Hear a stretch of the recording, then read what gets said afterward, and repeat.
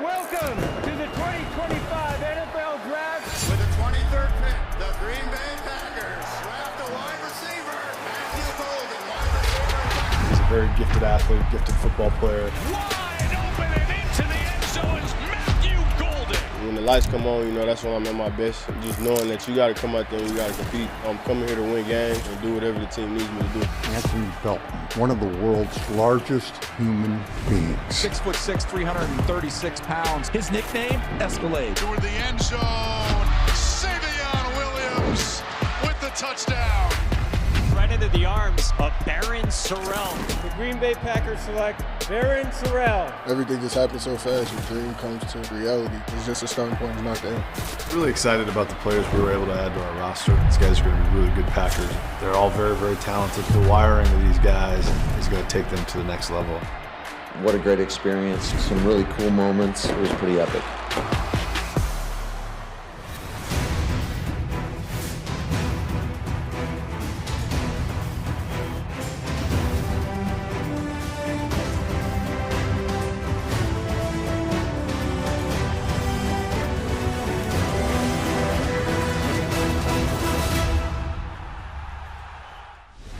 Hey everyone, welcome to the Total Packers Draft Report, presented by Software One.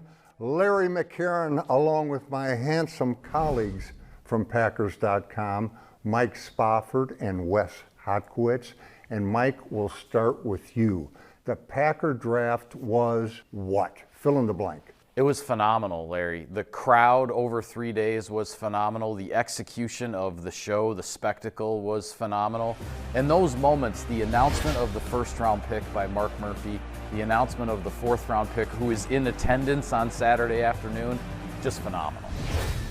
Wes, the Packer draft was? For me, Larry, it was iconic. And the Green Bay Packers waited so long, the city of Green Bay waited so long to get this draft, and I honestly could not think of any way. It not only was able to acknowledge all of the Packers' history, but incorporating that and building that into the present. There's so many things about this organization I think is so special, and this was just another gem in that cap. I'd say the Packer draft was spectacular. Football-wise, all 8 picks have an intriguing quality or trait about them. And when it came to actually hosting the draft, it could not have been better beyond all expectations. It was simply spectacular. And now, with the heavy lifting of the draft and the rookie minicamp over, we sat down with Packer GM Brian Gutekunst.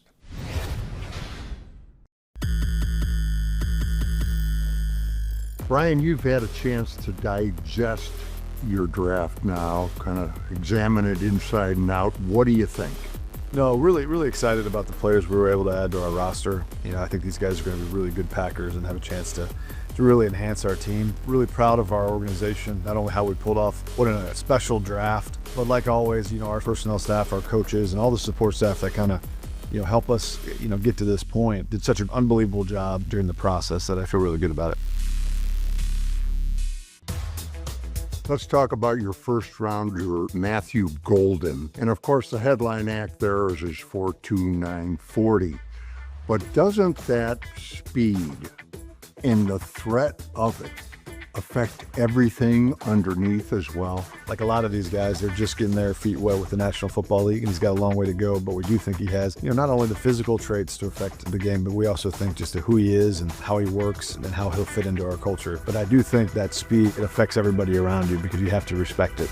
Goes deep, Matthew Golden, and Golden is he ever. Would you also label him as a skilled receiver, understands the nuances of getting open? Absolutely. They did a really good job with him, and he did a really good job progressing as a college athlete at Houston and then this last year at Texas. He certainly has all the athletic traits, has done it at a high level, and he's got very, very good hands. So there's a lot to like. As he begins this journey with the Packers, I'm more excited to see where he can go.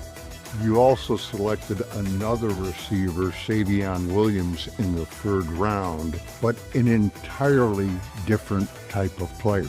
Yeah, Savion's 6'4", he's 220 pounds, and his experience in college was a little bit different because he played so many different spots.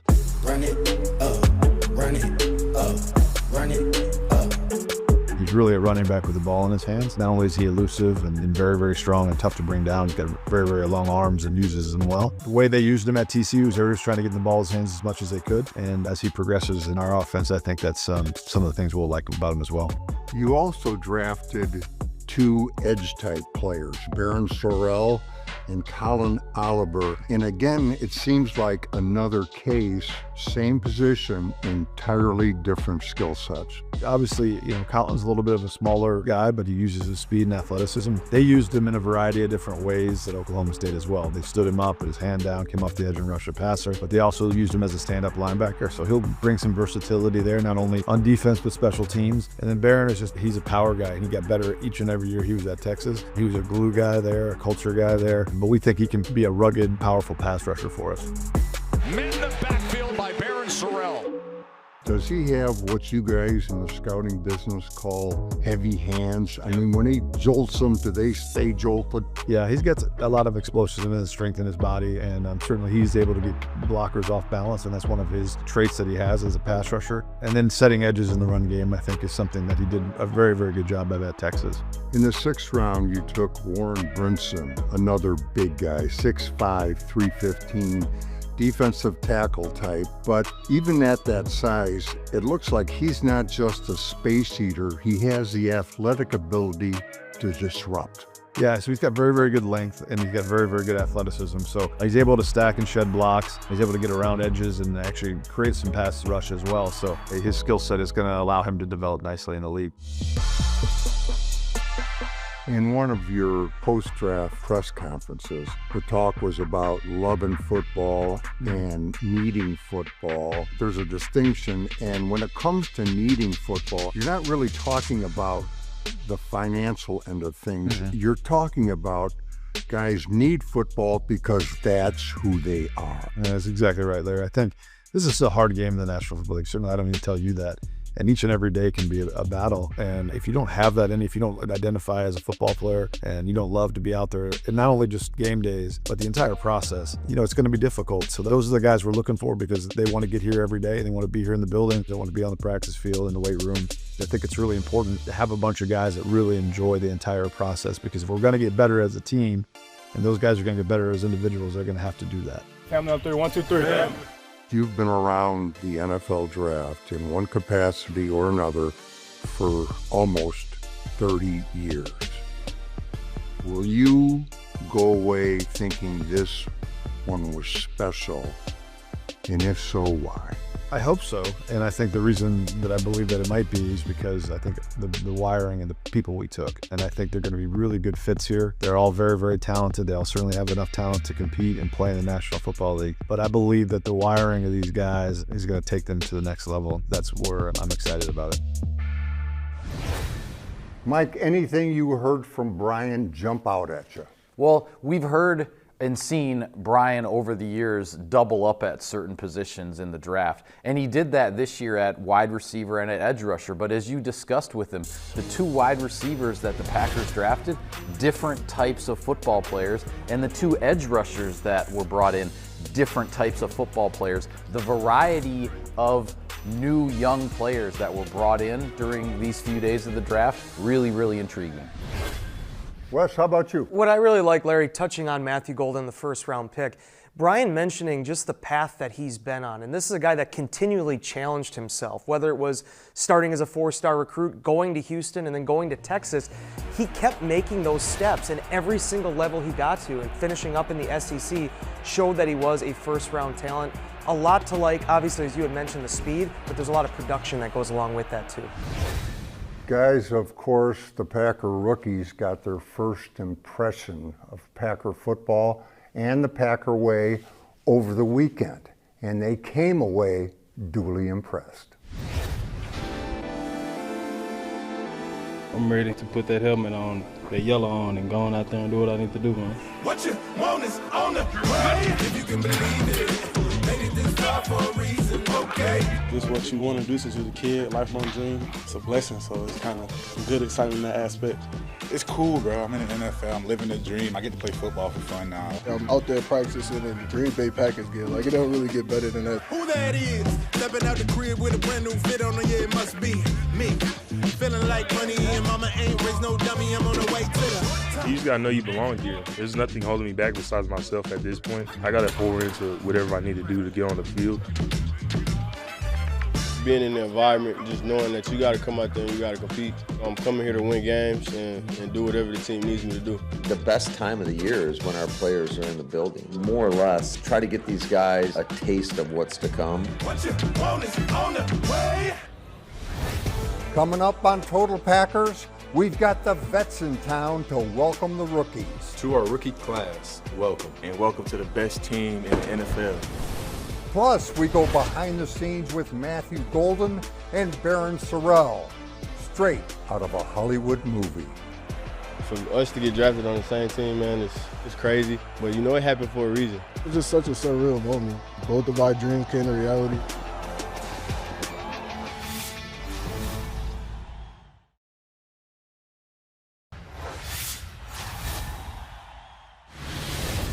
Things are getting back to normal around Lambeau Field, but it feels like just yesterday when this place looked like something straight out of a Hollywood movie.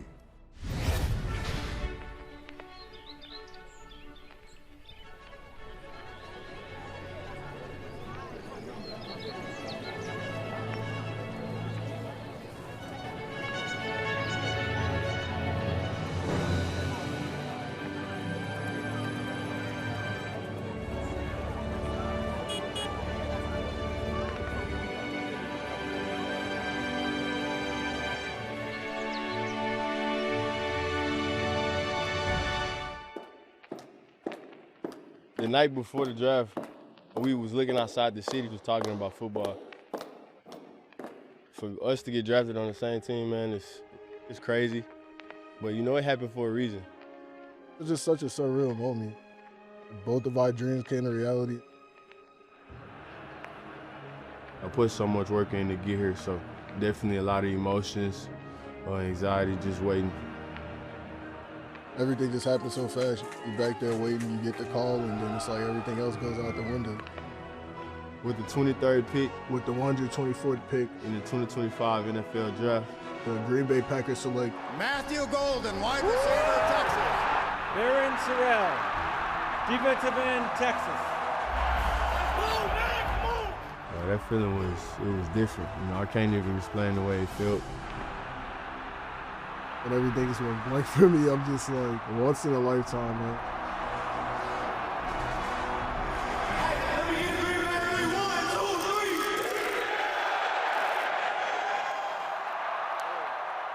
It's funny because he was the first person that called me, the first person I talked to when I was going on the golf cart to the facility. I was able to see everybody, meet everybody face to face, which was a really, really great experience. Baron, what's up, man? Let's go. Yeah, man. Just enjoying the moment, or now that I'm at home, and just taking it all in at once. How's it going, man? You already you already got the Jeep. You just got to change it up a little bit. Was the crowd going nuts for you? Yeah, it was crazy. That's so cool. You and Gold. Glad to have you aboard, man. This is awesome. This is Lambeau Field. It's the best stadium in the NFL. Walking out into the field and then really just realizing like this is where I'm about to be playing. It's a real dream come true. Now that I'm at home, you know, I'm ready to come in and compete and go to work. It's just like home, man. I'm excited to be here. I can't wait. I'm just ready to add to this great tradition, man. It's beautiful, man. I'm home. I am home, man.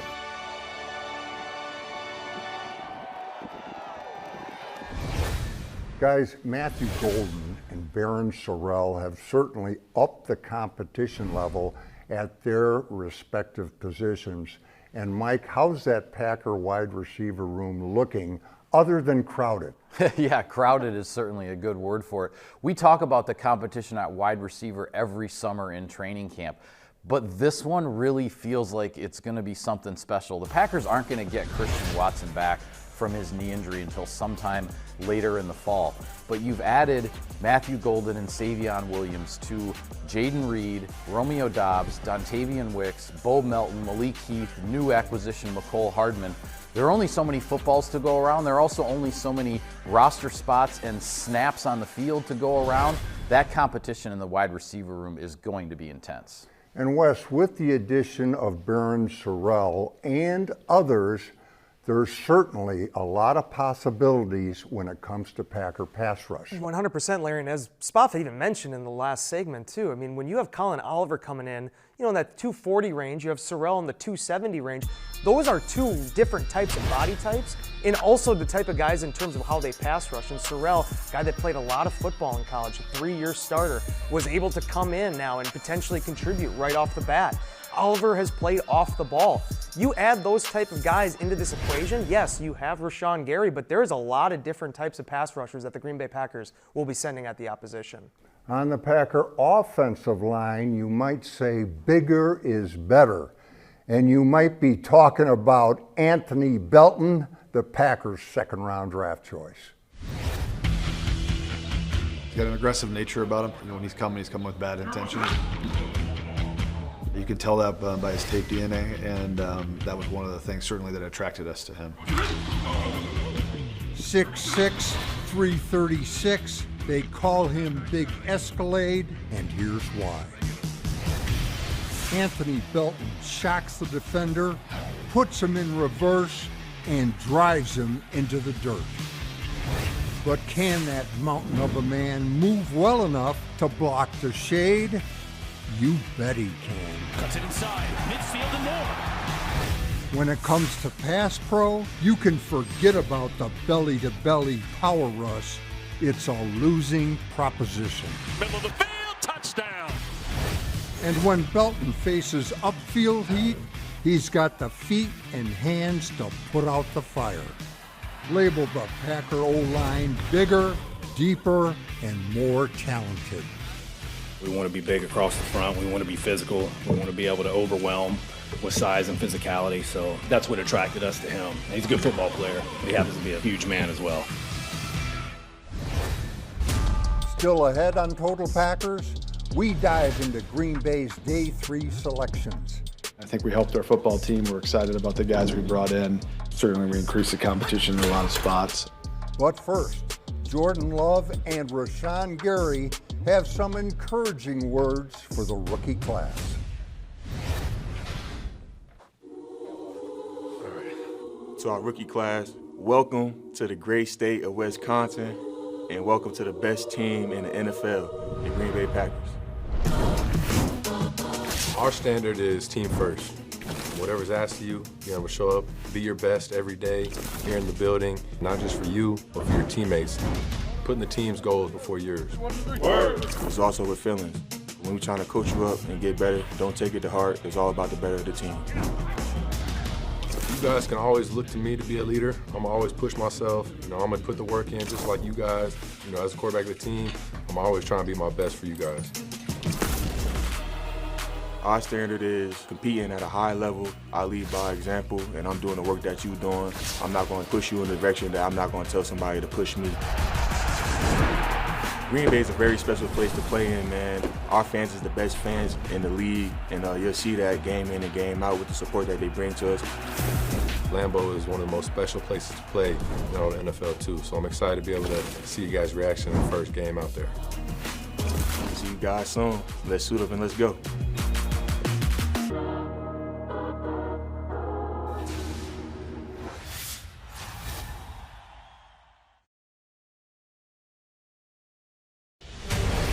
The Packers drafted 8 players, 1 pick in every round and an extra pick in the 7th.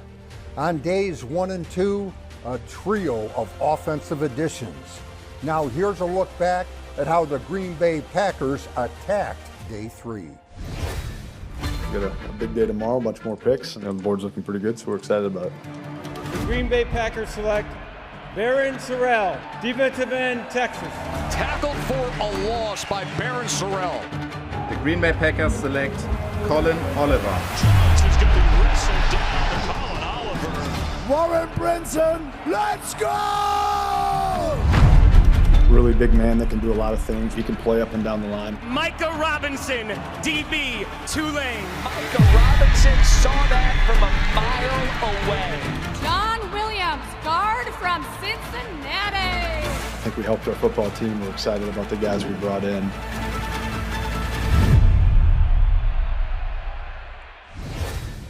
Guys, the Packers have mined a lot of gold, a lot of football gold on day 3 of the draft. Mike, do you have a candidate for the next day 3 success story? Well, I'm certainly interested in Micah Robinson, the cornerback out of Tulane, not only because this young man made that progression from the small school environment at Furman to a larger program at Tulane, got himself in a position to be drafted. But the Packers also found a pretty darn good cornerback in the 7th round a couple years ago in Carrington Valentine. Maybe Micah Robinson's that next one. Wes? For me, it's Warren Brinson in the 6th round out of Georgia. Now, 1, Packers have drafted plenty of Bulldogs. There's plenty of them on this defense. But 2, the guy that he's replacing in some ways is TJ Slayton, who, like you mentioned, is a dude who's been there for multiple years and became a starter after being a day 3 pick. Brinson is very intriguing to me.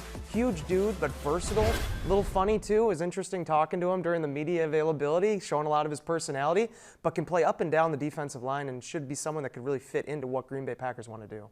Guys, my candidate is 7th rounder John Williams. He's got a pro body. He can move his feet, and he's got position versatility. Gentlemen, thank you, and thank you for watching. And finally, Mark Murphy was the man who brought the draft to Green Bay. He was the zealot who made it happen. But when it came to actually hosting the draft, Mark says it was a total team effort. We knew hosting the draft would be a challenge. But your energy and passion were over the top. All 32 teams were represented, with an overwhelming amount of green and gold.